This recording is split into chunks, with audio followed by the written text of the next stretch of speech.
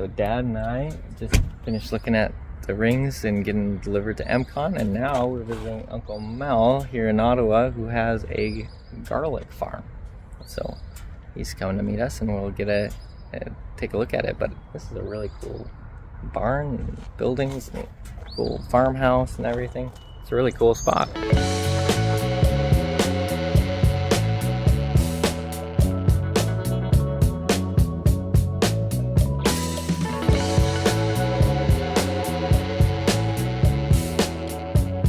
Okay, so hopefully I can do it justice what Uncle Mel was telling us. So all these racks, you can see these racks here with the mesh in there.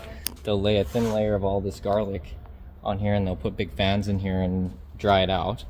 And then he says that they get about 40,000 bulbs, and they sell it all within 2 to 3 weeks, which is pretty crazy.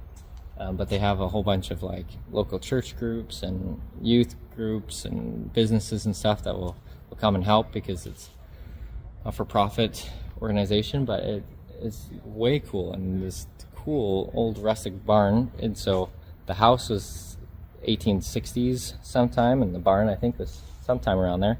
Don't quote me on that, but anyway, it's looking awesome. So this little 3-point hitch device goes underneath the whole hill. You said 4 rows? 4 rows. 4 rows in each hill, and it loosens all those garlic up, and then the people come and pick them all up and put them into baskets. So it's fairly manual labor, but they do go along with the tractor and loosen up the garlic bulbs. Whoa, they're big. Yeah. So this Wow. This is actually the music. It's a bigger garlic. It's a good strong garlic, but it's a bigger garlic. They'll get up in this size. Wow. And out there, and we anticipate on them we'll be harvesting probably mid next week. It'll be ready. What they tell you, and you have to test them, but of all the leaves here, they say when a third to a half of the leaves are dried down, it's time to harvest. Huh. I like to do it at a third, because if you leave it too long, then they end up splitting on you. Ah. I mean, it doesn't hurt the garlic, but they don't sell as well or for as much. Yeah. Huh. But, yeah. Well, I didn't realize the garlic was so tall. Yeah. So yeah, so these are 250-foot rows, and then there's 4 on a row. And then like I say that, I'll dig a trench across here with an old 1-bottom plow, and then we'll bring the digger, and then it goes underneath, and away we go. How long does it take you to do one row? Like, Oh, it takes to dig it? yeah. Oh, it'll maybe 3 minutes. Yeah. So And then the people will walk along and they'll spend all They'll evening, or? they'll come there. Actually, like one day a guy came in and I was showing him, and he says, well, how long does it take you to harvest? How many days? I says, it's about an hour and a half. He said, no. I said, no. I said, once we've loosened the rows, and we'll do that before the people come, if we get a good crew like here, 40, 50 people, the place will be done in an hour and a half. The whole thing? The whole thing. So yeah. then is it just pulling them out of the ground and then windrowing them? Kind of No, just we laying them just down, put or? them into baskets. Okay, so They it's just dropping baskets into and there. recycle bins, whatever else, And sitting there, and then we come along with the tractor and trailer and pick them up. do you top them right here, or do you top them in there? No, they dry in there. Oh, yeah. Some of them we will make a lot of braids with the better ones. Right, yeah. 'Cause you'll be getting more money for the braids. Yeah, those are pretty when they braid them all up like that. So who's your braider? Well, we have, again, a volunteer. Him and his wife do most of it. Now they're in their 80s, so we're training another couple. That's in their 70s. Yeah, in their 70s. Yeah, there you go. You got to get some young people. Oh, They're too busy that's right. with their babies and stuff. So, this is a smaller one. This here is the Red Russian. It's a smaller garlic, but very hot and spicy. Oh, so it's... Really got a real pop to it, like it. And we used to have all music, and then people keep asking us, You have red Russian, So then we started with 3 rows, then we went to 5. Now half of our crop is red Russian, and it'll sell out before the music. Wow. Yeah, people. They like it. If you can put in your suitcase, I'll send you with 1 of each. Yes. Yes, I'd love that. And then that way you can try them out. So they, like the music will have 5 to 6 cloves. The red Russian will have 8 or 9 cloves, but smaller. Okay. Yeah. But they're potent. Yeah. Good bite to them. Fantastic. So, Yeah. are you so sick of garlic after all this you don't even cook with it, or do you still like it? My wife I drive and I quit bringing more garlic home, quit bringing more garlic home. Now another thing you probably never, if I can find one here, a garlic scape. I wonder if we could add garlic to our garden in Tabor.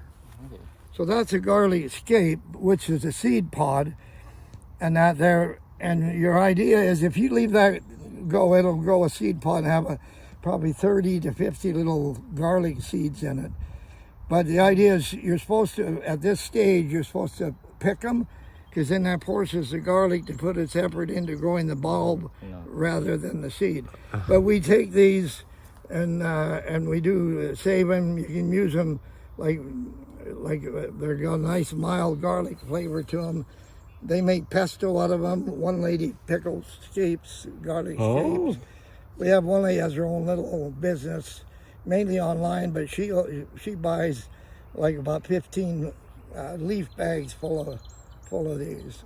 Oh yeah. And then she pickles them, makes pestos with them, and all that. So you've picked most of them already? Oh yeah, they're pretty well all picked. You pick them, and then it's about 2 to 3 weeks after that, it's ready to harvest. So this has been picked twice, and you'll find an odd one that was either missed or was a little late coming. Can I smell it? Yeah, that's nice. Well, you can even chew on it if you don't mind your breath after. Yeah. Tammy's not here, so she won't. Nobody will be kissing me for a while. Oh, you're safe from that. Yeah. Well, that's awesome. So then once you get it all picked, then you disc the whole thing down again? Yeah, then I'll disc it up. Well, then there's my...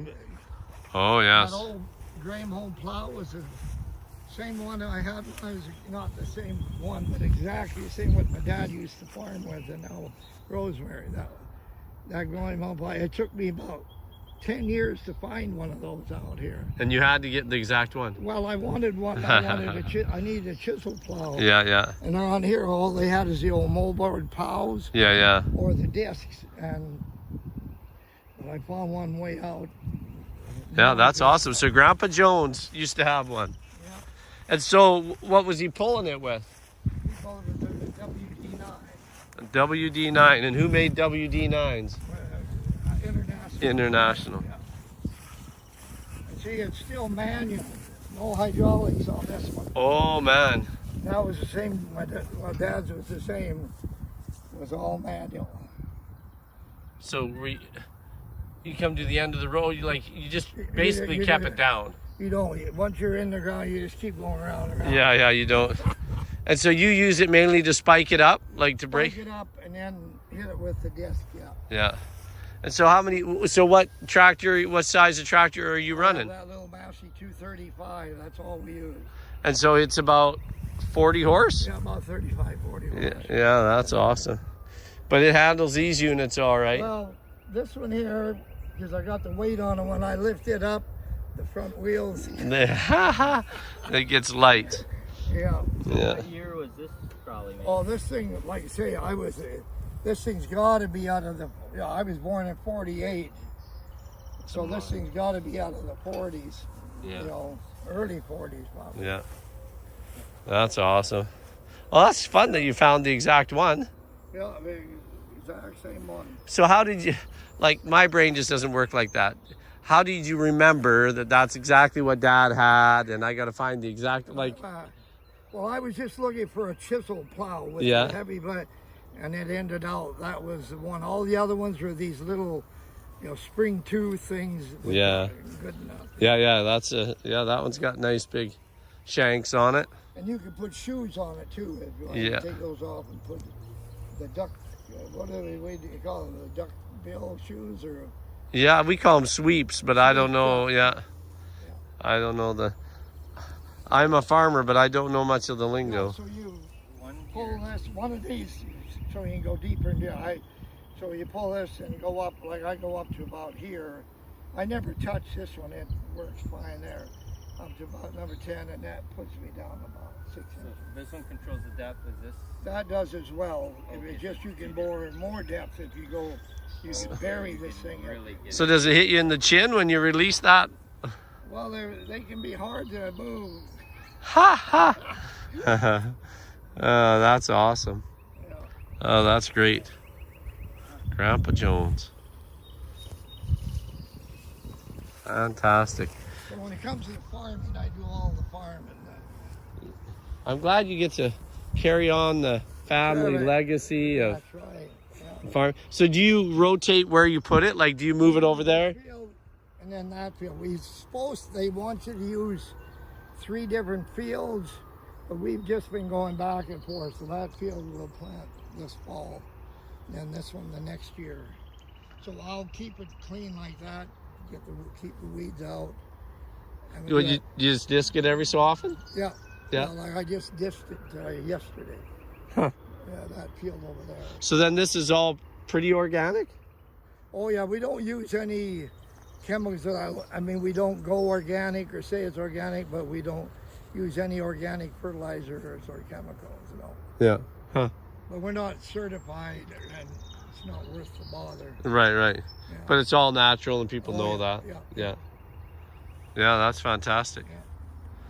Amazing. And so then you just buy your straw from some farmer? Yeah, we just buy the farmer. He comes in and delivers about 30 rolls of big, the big bales. Yeah.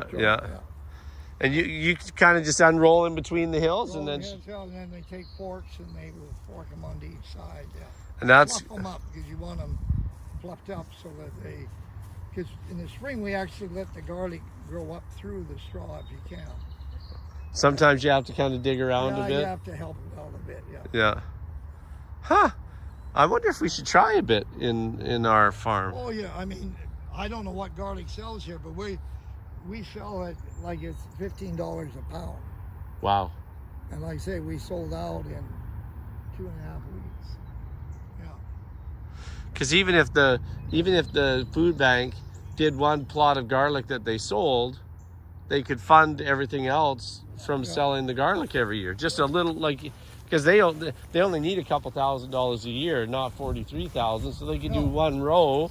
Yeah. So then, what do you do for seed? You put little bulbs in. Well, what we used to do is we used to just save like 25% of our garlic, and then you break up the bulbs and then plant them, pointy end up, and now. But what we were finding is that garlic was getting smaller and smaller, and not sure why. So the one year we kept some of our own seed, plus I bought some certified, it's still bulbs from a guy down in southern Ontario. And we planted them both, and it ended out like his was up here like this, and ours was like, it was just like this. The difference was even starker than that. And it was the same variety. So, same variety and everything. So now, because we buy it from him for $8 a pound, and we sell it home for $15 a pound. Yeah. So, why wouldn't you? Yeah, why waste your expensive And then we've got product? less chance of. The main thing that'll attack the garlic, one is leaf moth, which we've never had an issue with. Some people can lose their crop with leaf moth if they go in and bore into it. The other one is there's a stem and bulb nematode that'll go down and eat the roots off. Huh. You'll find we'll have an odd one here, but again, since we've been buying the seed, we end up with a little problem. Right, because it's certified, they've inspected it, it's not contaminated. That's right, yeah. Oh, that's awesome. Well, nice disking job there, young Yeah. man. Looks great. Yeah. And that the disc actually has hydraulics. That's nice. Yeah, that one is 3-point hitch. Yeah, that one. Oh, is 3-point hitch. Okay, Yeah. yeah, that's right. Yeah, that's great. You got it all. And then October, you'll plant it again. Yep, October it goes in again. So here in a month, it will be kind of the slow. You kind of get a break for a little bit, or is it all the Yeah, sales well, and like buying sales? we'll be sold out before the end of August, and then, you know, we got till mid-October before we plant again. So yeah, I get a bit of a break. You know.